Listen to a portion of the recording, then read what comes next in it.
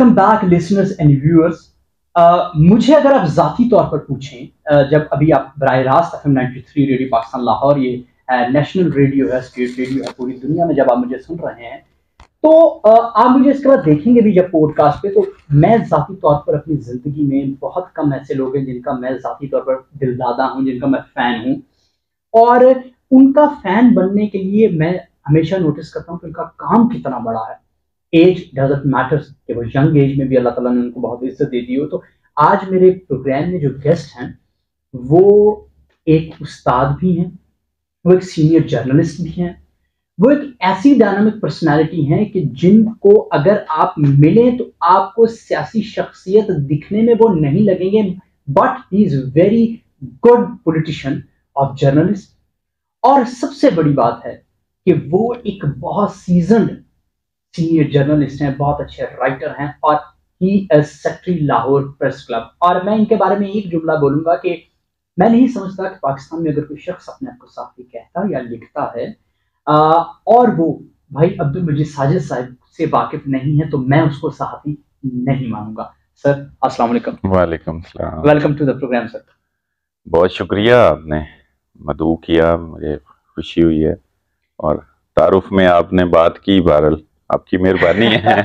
अच्छा भाई देखें, डेफिनेटली आप किसी तारुफ के मोहताज नहीं है, लेकिन मैं एक बड़े सॉफ्ट से क्वेश्चन से स्टार्ट लूंगा, क्योंकि बहुत देर कर दी मेहरबान आते आते, बड़े अरसे से हम आपके पीछे पीछे थे कि भाई रिक्वेस्ट ज़ाहिर है आपकी मसरूफियत होती है। अच्छा भाई, मैंने जब भी आपको देखा है, मिला हूँ, सुना है, लोगों ने बताया है, जब आप बड़ी एज के लोगों के साथ बैठते हैं आपको मैच्योर ही जाना जाता है, लेकिन जब आप नौजवानों के साथ बैठते हैं तो वो आपसे बहुत मोहब्बत करते हैं, जैसे आप अपने सगे भाई से कर रहे हैं। अपने अलावा मैं बहुत से लोगों की मिसाल दे सकता हूँ। इसको क्या समझा जाए? क्या ये आपके अंदर आदत है या एक पॉलिटिकल जरूरत है इस बात में? बड़ा यानी एक ऐसी बात कि जो अगर ये कहा जाए कि ये पॉलिटिकल जरूरत है तो फिर कोई हकीकी चीजें नहीं होती, फिर वो बनावट, तसन्नो वो जाहिर हो जाता है। बिल्कुल, वो तो फिर नजर आ जाता है कि यार ये तो पॉलिटिशियन है, इसलिए तो इस तरह से कर रहा है। तो ये एक मतलब ऐसे ही एक ख्याल है। सारा कुछ अल्लाह की वदीयत है, अल्लाह की जो है ना उसका शऊर है, ये इज्जत भी अल्लाह ने दी। मतलब हमने कुछ नहीं किया, हमारा कोई कमाल नहीं है, हम इस काबिल नहीं है। और ये हकीकत है कि जो भी को मोहब्बत देता है, मोहब्बत लेता है, जो भी इसमें सिलसिला है वो नेचुरल ऐसा है। इसमें कोई ऐसी तो नहीं है कि कोई पॉलिटिशियन होने की वजह से, वो तो और भी बहुत सारे हैं, बहुत से। फिर मेरा ख्याल है आप ऐसे तारुफ ऐसा ना कराते तो वो आप और बताते कहते। तो इसलिए बस ये जो है ना बंदे को फितरी अंदाज में, कुदरती अंदाज में, जेन्युइननेस, बस बंदा जो है जैसा है वो उसी तरीके से अगर चलेगा तो कामयाब उसको कोई मसला नहीं होगा। ठीक है। अच्छा साजिद भाई, जाहिर है आप क्योंकि लाहौर सिटी से बिलोंग नहीं करते और एक ऐसे इलाके से बिलोंग करते हैं जो पूरे पाकिस्तान में तालीम में बहुत ज्यादा पॉपुलर है। बुरे वाला की जब हम बात करें, पूरी मतलब when I had did my CSA, सामने वहां भी सवाल आया कि पाकिस्तान का सबसे ज्यादा एजुकेटेड जगह कौन सी है, तो बुरे वाला लिखा था। अच्छा सर, वहां से आकर फिर लाहौर के अंदर जब एक ऐसे सिस्टम को टक्कर देने पर आए, फिर प्रेस क्लब के सेक्रेटरी और मुतअद्दिद बार रहे, क्या मुश्किल था या बिल्कुल प्लेट में चीजें थी? नहीं, ये तो मेहनत बिलाशुबा, हर काम की एक जरूरत है। बिल्कुल। और मेहनत करने में कोई आर भी नहीं, और लोग करते भी हैं। उसमें एक दिक्कत आ जाती है लोगों को, हर बंदा करता है, सिर्फ मैं ही नहीं करता। वहां पे थोड़ी सी कोई कीमत अदा करनी पड़ती है हर चीज की। बिल्कुल ऐसी कीमत से मुराद कोई पैसों में नहीं, कीमत देनी पड़ती, समझ गया। हर चीज की एक कह लें वो सेक्रीफाइस मांगता है। वो उसमें अगर एक आप तसलसल के साथ अगर आप वो कर लें, वो जो टाइम है, वो जो आपका सारा चीजें जो मैनेज कर रहे हैं, मेहनत कर रहे हैं, और आप जल्दी उकताए ना, आप फेडअप ना हो, तंग ना हो, आपने जब तय किया हो ना अंदर से कि ये मैंने करना है, फिर आप बाकी चीजों को कॉम्प्रोमाइज कर लेते हैं और फिर आप करते हैं। तो मैंने भी की हैं बहुत सारी चीजें। मतलब कहते हैं कंसिस्टेंसी मैटर्स।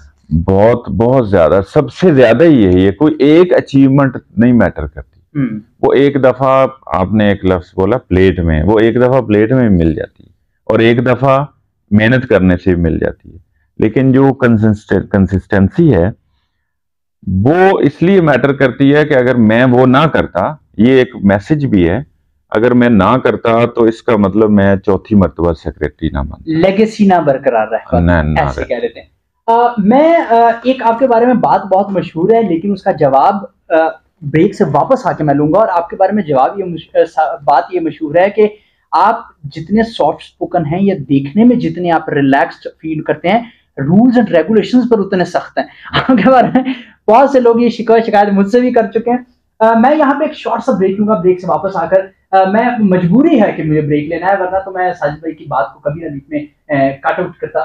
तो एक शॉर्ट से ब्रेक के बाद मैं वापस आता हूँ। ब्रेक से वापस आके हम जानते हैं साजिद भाई के हवाले से ये बात क्यों मशहूर। Welcome back listeners and viewers जो इस पॉडकास्ट को देखेंगे बाद में। अच्छा, वापस उसी सवाल की तरफ आते हैं। भाई बहुत ज्यादा आपको स्ट्रिक्ट लिया जाता है रूल्स एंड रेगुलेशंस पे कि जी या आपके कंधे पे रखे बंदूक चलाई जाती है कि जी अब्दुल मजीद साजिद साहब वो शख्स हैं जो प्रेस क्लब की जो मेंबरशिप्स नहीं खोल रहे, और बड़े रूल्स और बड़े कह रहे हैं कार्ड्स देखेंगे, चेक करेंगे, स्क्रूटनीज होंगी। ये टैग क्यों लगा हुआ है? देखिए, हर काम के तकाजे होते हैं। अब हमारा एक सिस्टम है, उसमें सेक्रेटरी का एडमिनिस्ट्रेशन का काम है। अब वो मैंने उसको देखा है। अब तो बता रहे आजकल तो अब मेरे टिप्स पे हैं, लेकिन मैं शुरू में भी आया था तो मैंने उसको स्टडी किया। ऑलरेडी हम कर ही रहे, हमारा अपना कम्युनिटी पॉलिटिक्स है ना, ये गली महल्ले की पॉलिटिक्स है नहीं, इसलिए हम इस पे फख्र करते हैं। और हमें वो नहीं हो रहा होता कि हम तो साफ ही है ना, हम कोई सियासतदान तो नहीं है, हम तो अपनी बरादरी की पक्की करवानी, हाँ, कोई सड़कें तो नहीं बनवानी। तो वो उसके लिए फिर हमें देखें, हमें अंदाजा भी होता है, हमें अपने मसाइल का भी पता है, रिक्वायरमेंट्स का पता है, ज़रूरतें क्या हैं, कमियां क्या हैं, वहाँ पे किस जगह पे क्या रोल अदा करना है। जब मैं नहीं था सेक्रेटरी, तो मैं जब उससे पहले जो तवक्को करता था कि क्लब इस तरह हो, सेक्रेटरी की ये जो है ना डोमेन है और उसकी ये वर्किंग होनी चाहिए, और इसी तरह चूंकि वो ज़्यादा सेक्रेटरी पर डिपेंड कर रहे होते हैं चीज़ें। तो जब मैं वो उस वक्त सोचता था और तनकीद कर रहा था, तो मुझे फिर बनने के बाद भी यही एहसास था कि मैंने ये डिलीवर करना है। मैं अगर एक चीज आइडियलाइज करता था तो उसको करने की फिर कोशिश तो मैं करूंगा ना, बिल्कुल ऐसे। और उसके लिए फिर मैं देखें 16 में मैं बाकायदा पहली दफा नायब सदर बना था, 17 में मैं सेक्रेटरी बना, और 17 में हमने मेंबरशिप की। बड़ा मुश्किल काम है। 16 में हमने स्क्रूटनी की, उसमें मेरा बड़ा रोल था स्क्रूटनी करने में, करवाने में। वो के सदर सेक्रेटरी की वो होती, मैं उस वक्त नायब सदर था, लेकिन रोल अदा किया मैंने, और लिस्टें लुस्टें बनाना, काम करना, एक तरीकाकार है, वो सारा मैंने किया। और जब स्क्रूटनी की तो फिर स्क्रूटनी के बाद गुंजाइश निकलती है ना, फिर हमने 17 में मेंबरशिप की। ये दोनों मुश्किल काम है। पहले होता ये रहा है कि स्क्रूटनी कोई नहीं होती रही, मेंबरशिप होती रही है। भाई देखे ना, जब एक भी बंदे को आप स्क्रूटनाइज करेंगे तो वो तो आप के खिलाफ एक पूरा का पूरा महाज बनाता है। लेकिन मेरा कोई उस तरह का स्टेक नहीं है। जब मुझे अपनी कम्युनिटी से है, अपने क्लब से है, इसको होना चाहिए, तो मेरे ऊपर कोई चीज कर भी लेंगे तो मुझे इससे फर्क नहीं पड़ेगा। मेरा ज़मीर भी मुतमिन है, मेरा एक ना एक दिन ये भी हो जाएगा कि ये मैंने ठीक किया था। तो इसलिए वो स्क्रूटनी की और मेंबरशिप भी की, ये भी मैंने की है 16 और 17 में। मैं अब एक जान किया मान पाऊं तो एक सवाल सख्त सा पूछ लूं साजिद भाई। जब मैं आपको देख रहा हूं, आप उस ग्रुप में से जीत कर इलेक्शन आ रहे हैं जो आपकी टीम नहीं है, जो आपकी बॉडी नहीं है, जो बाकी जो लोग हैं वो आपके साथ ओपोनेंट ग्रुप के होते हैं। जब पैनल्स डिस्कस होते हैं तो आप अपने पैनल में से एक दो लोग ही होते हैं जिनमें आप जीत पाते हैं। अब ये भी समझा जा सकता है कि शायद आप पॉलिटिक्स इस लेवल की कर जाते हैं कि आप अपने पूरे पैनल में से एक या दो लोग जीतते हैं, या क्या लोगों की मोहब्बत ज्यादा है? मैंने पहले कहा था जान क्या मान पाऊं। अच्छा सवाल भी। देखें, बात ऐसे नहीं है, ये हमें पता है, हम पूरा ग्रुप भी जीतते रहे जी, और वो वक्त का पता होता है कि पूरा ग्रुप अब जीतेगा। मतलब 16 में हम पूरा पैनल के साथ जीते थे, पूरा, जितनी उस वक्त 13 सीटें थी, इल्ला माशाल्लाह। 17 में भी इसी तरह हम ऐसे ही, बिल्कुल। अक्सरियत के साथ जीते, ठीक है ना।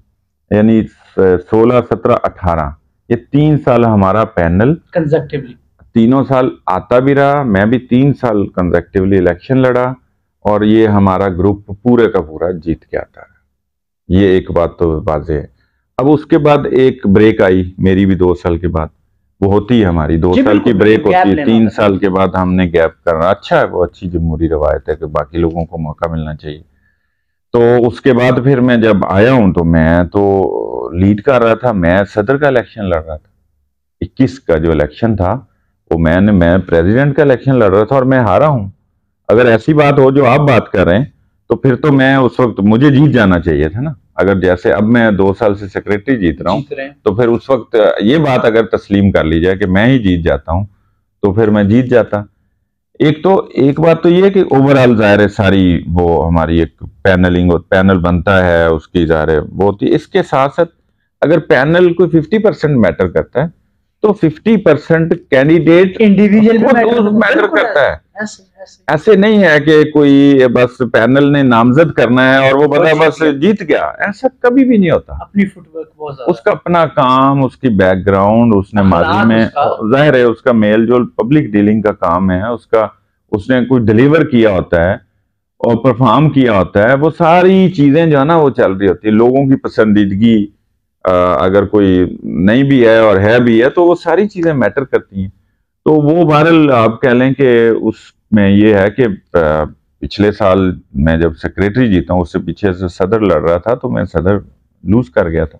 फिर मैं सेक्रेटरी जीता हूँ तो मेरे उस वक्त प्रेसिडेंट जो थे लड़ रहे वो बाबा डोगर, वो तो बहुत थोड़े से वोटों से आ रहे हैं, 13 वोटों। इस बार तो अपने सबसे हाईएस्ट वोट आपका देखा, मेरा पिछले साल भी हाईएस्ट जी, और इस बार फिर आपका वो रिकॉर्ड, और इससे पहले भी जो मैं लड़ा हूँ तब भी मेरा अल्लाह की मेहरबानी थी कि वो रिकॉर्ड वोट। अच्छा, आपका एक जो चीज अभी देखने में 3-4 माह पहले मुझे देखने में पता चली है, आपने एक ऐसे सिस्टम को टक्कर लेकर नौजवानों को, डिजिटल को प्रेस क्लब की हद तक मुतारिफ करा दिया जिसमें बहुत ज्यादा एलिगेशंस भी आप पे लगे, उंगलियां भी उठी, मीटिंग्स भी हुई। आपको भी पता है, मुझे भी पता है कि जो ओल्ड स्कूल है, जो वो सहाफी हैं जो समझते हैं कि अभी कलम और अखबार और कैमरे ही की सहाफत है, वो इसको ओन नहीं करने को तैयार, वो डिजिटल को शायद मानने को भी तैयार नहीं। तो नौजवान आपको सुन भी रहे हैं और सुनते भी रहते हैं तकरीबात में।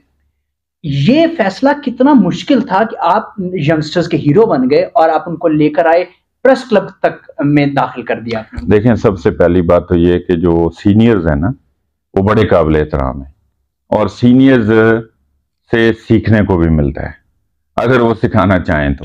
इसमें बहरहाल डिबेट हो सकती है इशू भी, लेकिन फिर भी वो कहते हैं ना हाथी लाख का और मरा हुआ जिंदा और मरा, तो इसलिए वो बहरहाल वो गनीमत भी हैं और वो सारे भी इस तरह से नहीं है कि कोई ऐसे कि वो ओन ना करते हों एक बार, और उनको साथ लेके चलना भी ये हमारी जरूरत भी है और हमें करना भी चाहिए और वो डिजर्व भी करते हैं। नंबर 2 ये बात है कि कहीं जो ये इशू आ रहा है ना कि यंगस्टर को थोड़ा सा उसमें उनको उनकी कबूलियत का थोड़ा मामला है। वो मामला एक तो खैर ओवरऑल पूरी सोसाइटी के अंदर ही है और दूसरा मीडिया भी, हम दायरे यहाँ भी मीडिया में ही बैठे हैं तो वहाँ पे भी एक है कि वहाँ जो सीनियर लोग हैं वो उनके वैल्यूज, नॉर्म्स, उनके रवायात, अंदाज वो ज़रा इस तरह हैं कि बड़ी तेजी के साथ जो है ना चीज़ें चेंज हो रही हैं। जिस तरह हम एक्सपेक्ट कर रहे हो, फर्ज कर ले मैं या आप अपनी यंग लॉट को, हमसे भी जो यंगस्टर आएंगे या आने वाली जो नस्ल होगी, तो हो सकता है कि जो हमारी तवक्कुआत है उसके ऊपर वो पूरा ना उतरे, वो हमारे नजदीक हम नहीं करेंगे हो ना हमारे नजदीक, लेकिन वो वक्त के तकाजों के मुताबिक ठीक होंगे।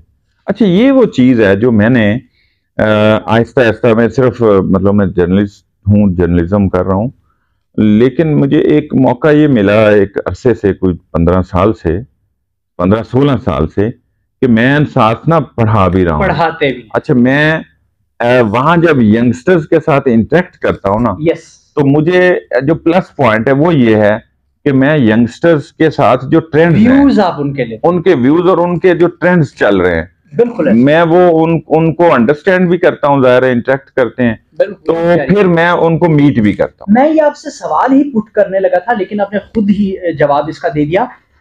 मुझे आपकी बातों से मैंने ये अखज़ किया है, इसका मतलब आप डिजिटल एरा की मौजूदगी और मकबूलियत को मानते हैं? मैं पूरी तरह मानता भी हूँ, और मैं ये भी बताता हूँ कि एरा ही वही है, और वेलकम भी करते हैं। हाँ, और वो वेलकम भी करते हैं। और वो उनको अगर एक बस आपका टाइम ले रहा हूँ, अगर मुझे ये बताएं कि उनको हमने गाइड ना किया, हमने ना बताया कि ये डायरेक्शन है, तो वो तो डायरेक्शन लेस होंगे। फिर हम क्यों शिकवा करें? हम उनको हम गले भी लगाएं, उनको गाइड भी करें, उनको अपनी जो समझते हैं कि ये जो मैं समझता हूँ ना कि ये साफत है, इस तरह से होनी चाहिए, इस तरह से नहीं होनी चाहिए। जो आज के डिजिटल मीडिया के इश्यूज भी बहुत ज्यादा हैं, वो भी बहरहाल एक अलग मौजू है। अभी इसको ब्रेक के बाद डिस्कस करेंगे। मैं ये क्वेश्चन साजिद भाई की मौजूदगी में, क्योंकि जब कोई शख्स ऐसा मेहमान आपके पास हो जिस पर अल्लाह ताला का करम हो, वो इल्म का समुद्र हो, तो वहाँ पे आपको हाथ मुंह जरूर धो लेना चाहिए। आप जितने मर्जी अपने आप को रस्तों समझते हो, लेकिन बड़े लोगों की सोबत से चीजों को सीखना चाहिए। मैं एक शॉर्ट सी ब्रेक लेकर आऊंगा इस टॉपिक पर, नौजवान इसको याद रखें, और जरूर ये क्लिप अपलोड होगा कि आखिरकार चीजों में गैप क्या है। एक शॉर्ट सा ब्रेक लेते हैं लिसनर्स एंड व्यूअर्स। और मैंने जिस तरह आपको जिक्र किया कि मैं एक ऐसी शख्सियत के साथ आज बात कर रहा हूँ कि जो जिसका मैं यकीनन नो डाउट के फैन हूँ। अच्छा साजिद भाई, सारी बातें अपनी जगह, मुझे 2 लाइनर एक जवाब दीजिएगा। एज अ उस्ताद, as a lecture, as a mentor, जब क्लास में खड़े होते हैं और साथ साथ आप सहाफ़ी भी हैं, तो क्या आप पुरुमीद हैं अगले आने वाली सहाफ़त के फ्यूचर से? जब वहाँ मैं अपनी बात करता हूँ, जब मैं डाइस पे होता हूँ और वहाँ पे फिर ये वेरी कर रहा होता है उस क्लास की कैपेबिलिटी पे। हर क्लास की एक मुख्तलिफ इस्तेदाद होती है, इल्मी या इल्मी लियाकत होती है, फ़र्क होता है। अब वो अच्छी कोई क्लास भी हो सकती है, तो उससे बंदा अपने आप में बड़ा बंदा कहता है यार के बड़ा चलें, शानदार है। लेकिन अगर मैं कि कोई और लेक्चर दे रहा हूँ और क्लास दूसरी है और उसके अंदर स्टफ जो है वो थोड़ा सा वो उसकी वो सलाहियत नहीं है जो दूसरी क्लास की थी। नहीं, आप बुरी क्लास किसको कहते हैं? जो शरारती होगी? नहीं नहीं, नहीं। ये हम देखें, हम एक प्रोफेशनल काम कर रहे हैं और ये डिग्री भी प्रोफेशनल डिग्री है। एक तो यहाँ वाजे मैं कर दूं कि इस डिग्री को करने के बाद जो ये समझता है कि उसके बाद उसने कोई दुकान करनी है, कोई बिजनेस करना है, तो उसको ये डिग्री नहीं करनी, नहीं करें, बिजनेस कर लेना, वो कर लेना, वो कुछ और कर ले। और दूसरा ये है कि ये कौम के साथ भी जाती है कि आप देखें, एजुकेशन एक प्रोफेशनल डिग्री, डॉक्टर जो एमबीबीएस बनते हैं, जो इंजीनियर हैं, लॉ, हाँ, वो ये उसी तरह की एक डिग्री है। लेकिन इस डिग्री की को लोगों ने ऐसे समझ लिया कि बस ये कर लें और उसके बाद आप बैठ जाएं। या अब हमारी बच्चियां जो हैं वो करती हैं, मतलब बीएस करती हैं या एमफिल करती हैं, एमएस करती हैं, तो उसके बाद अगर वो घर बैठ जाती हैं। अब कल भी एक मुझसे एक सवाल हुआ था कि आपके जो जो लेडीज मेंबर्स की रेशो इतनी कम क्यों है? तो मैंने कहा जब वो फील्ड में होंगी तो ही उतनी से ही होगी ना, उसी से ही हमारे पास भी मेंबरशिप होगी। तो वो आपको भी अंदाजा है कि वो कितनी तादाद है। अब डिस्क्रिमिनेशन के ना हम कायल हैं, ना मेरा ख्याल इदारे कायम है। लेकिन जब तक कुछ आएगी नहीं लॉट, इसमें इंटरेस्ट ही नहीं लेंगे, रेशो ही थोड़ी होगी, तो वो कम ही होगी ना, फिर उसमें हम पैदा नहीं कर सकते। अच्छा, मैं भाई इसके साथ जिम्नन सवाल पूछ के और फिर आगे एक इंपॉर्टेंट सवाल पूछूंगा, लेकिन अभी जो जिम्नन मैं सवाल पूछ रहा हूं, क्या आप नहीं समझते, क्योंकि आप जिस इदारे से, मैं आपकी जैसा फीचर राइटिंग्स आपकी जब देख रहा होता हूँ, या मैं देख रहा हूँ कि आप फेक न्यूज़ पर बहुत ज़्यादा काम कर रहे थे, चंद दिन पहले भी अपने कॉलम उसके हवाले से लिखा, जो तखय्युलात की अक्कासी वगैरह के हवाले से। इन सब चीज़ों के बावजूद आप नहीं समझते कि डिजिटल मीडिया के नौजवानों की अभी तरबियत का बहुत बड़ा अमल बाकी है?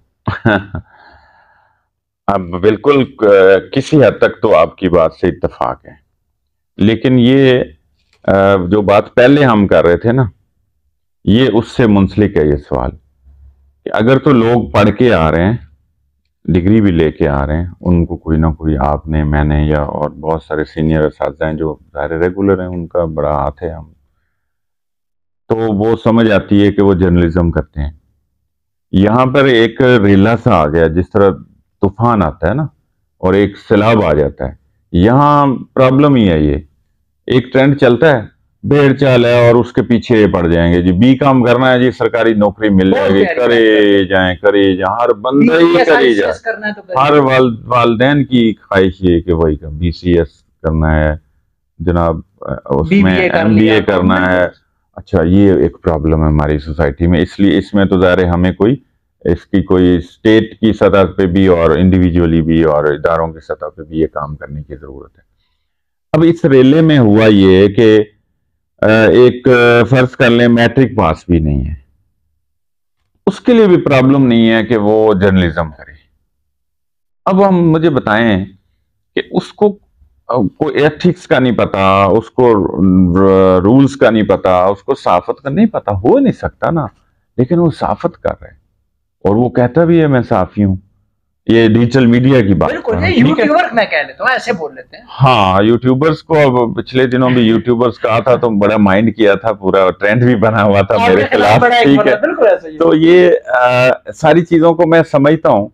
अब ये है कि हम उस बंदे को तो जर्नलिस्ट भी मानते हैं जिसने बहरहाल काम भी जर्नलिज्म का कर रहा है, हमें पता है कि ये साफत है, उसको भी पता है वो इसलिए कर रहा है।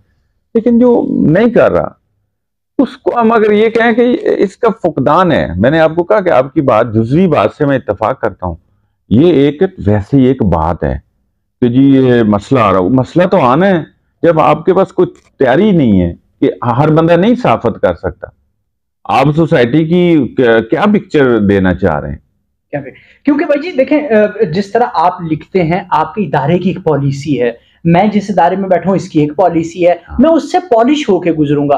तो हाल ही माइक उठाकर कैमरा लेकर, क्योंकि मेरा ये कम से कम 9वां साल है एज एन एंकर पर्सन, लेकिन मैं साजिद भाई को भी अपना उस्ताद समझता हूँ। आप नहीं अब्दुल मजीद भाई समझते कि जब हम सीखना ही नहीं चाह रहे, हम माइक उठा के एक कैमरा लेकर या मोबाइल लेकर पहुंच गए तो शायद वहां पे थप्पड़ ही पड़ेंगे।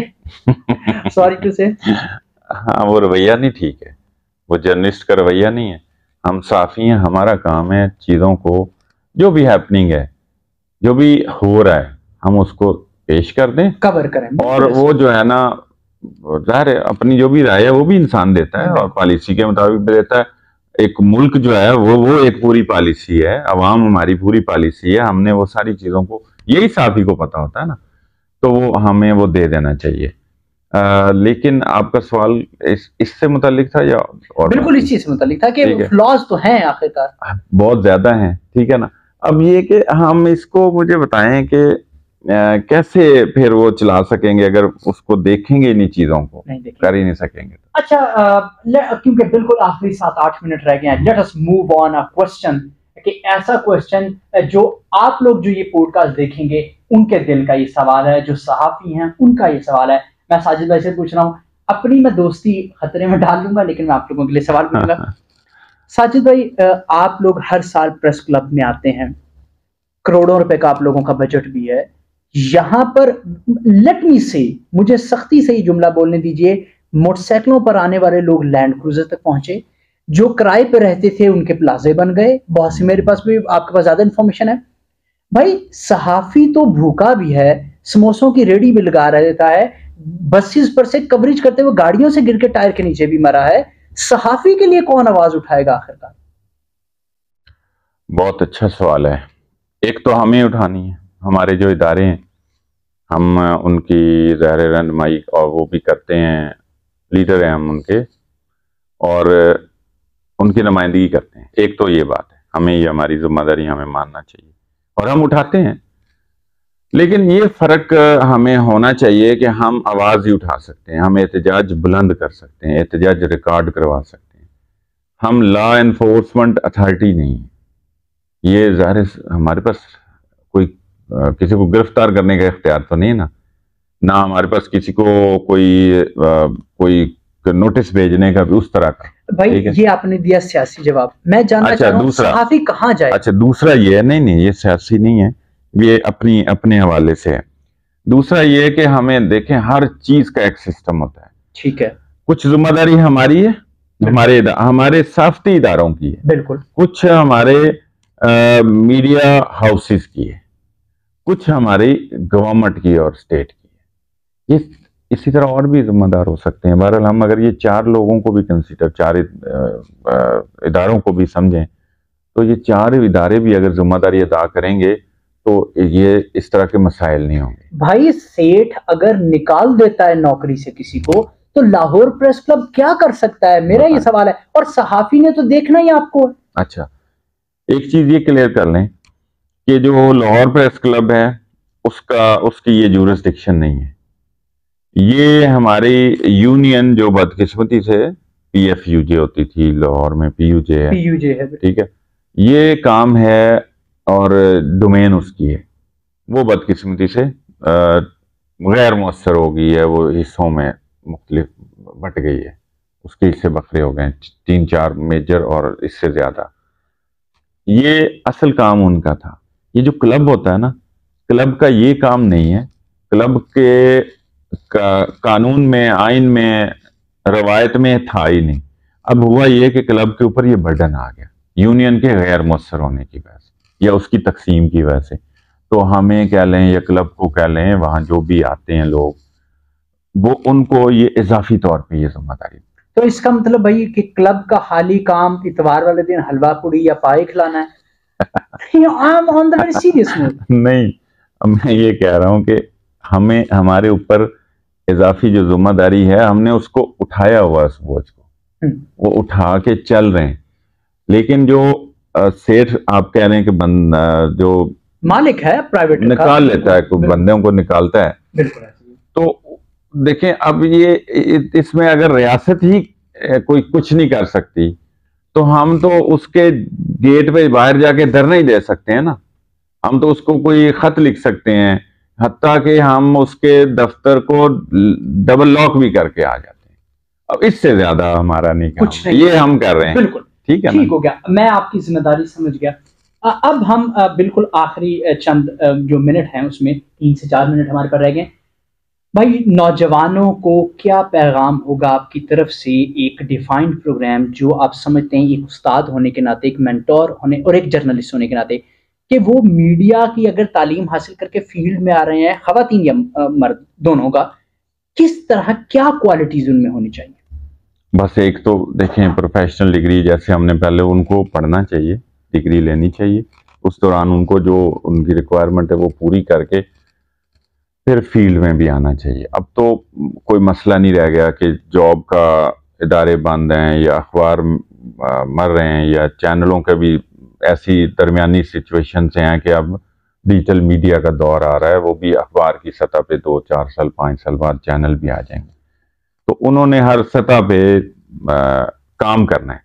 और साफ़ी जो है ना, वो बहरहाल वो इनबिल्ट फिर एक साफ़ी बन जाता है, जब वो उसका मिजाज बन जाता है, उसको फिर वो अपना जो पढ़ा भी है और जो सीखा भी है, तो उसको साफत इस तरह से करनी चाहिए कि जो मुआशरे के ऊपर उसके मौसर और मस्बत असरात मुरतब करे।